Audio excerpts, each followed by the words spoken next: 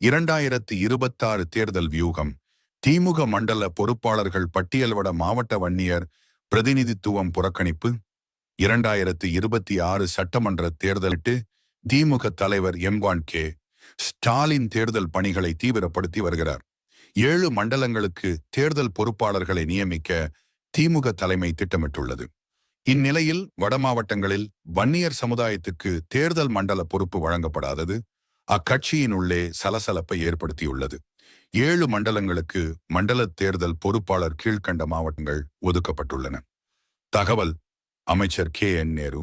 திருச்சி, அரியலூர், பெரம்பலூர், தஞ்சாவூர், திருவாரூர், மயிலாடுதுறை, நாகை, கடலூர் 40 தொகுதிகள் அமைச்சர் ஈ.வி. வேலு. திருவண்ணாமலை, தர்மபுரி, கிருஷ்ணகிரி, திருப்பத்தூர், ராணிப்பேட்டை, வேலூர், கள்ளக்குறிச்சி, விழுப்புரம் 43 தொகுதிகள் கனிமொழி கருணாநிதி எம்பி. தூத்துக்குடி, தென்காசி, திருநெல்வேலி, கன்னியாகுமரி 22 தொகுதிகள். மதுரை, திண்டுக்கல், தேனி, புதுக்கோட்டை, சிவகங்கை, ராமநாதபுரம், விருதுநகர் 42 தொகுதிகள். சக்கரபாணி, சேலம், நாமக்கல், ஈரோடு 25 தொகுதிகள். செந்தில் பாலாஜி, கோவை, திருப்பூர், கரூர், நீலகிரி 25 தொகுதிகள். ராஜா எம்பி. சென்னை, திருவள்ளூர், காஞ்சிபுரம், செங்கல்பட்டு 37 தொகுதிகள்.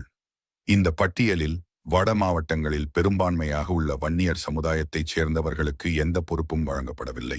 இந்த தேர்தல் மண்டல பொறுப்பாளர் பட்டியலில் ஒரு வன்னியர் சமுதாயத்திற்கு பிரதிநிதித்துவம் அளிக்காதது ஏன் என்ற கேள்வி எழுந்துள்ளது.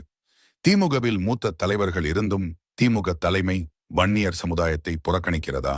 ஓட்டு மட்டும் வேணும், ஆனால் பதவி கொடுப்பதற்கு மட்டும் தயக்கமா என்று வன்னியர் சமுதாயத்தினர் மத்தியில் அதிருப்தி குரல்கள் ஒலிக்கத் தொடங்கியுள்ளன.